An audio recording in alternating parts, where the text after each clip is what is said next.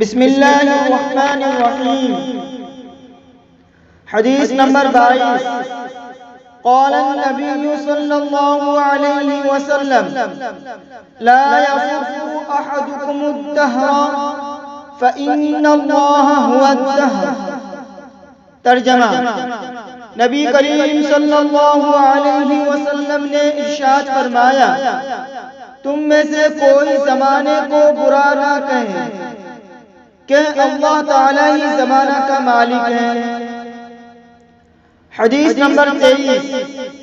قال النبی صلی اللہ علیہ وسلم انکم تدعون یوم القیامہ باسمائکم واسماء آبائکم فاحسنوا اسماءکم۔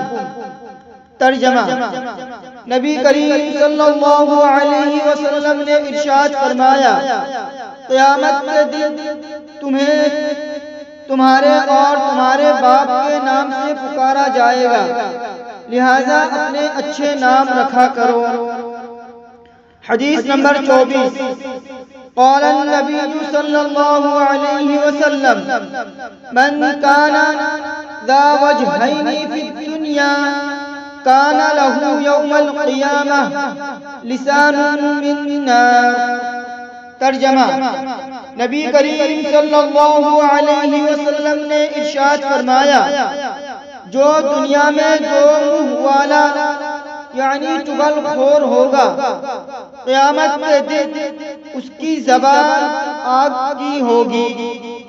صدق اللہ العظیم۔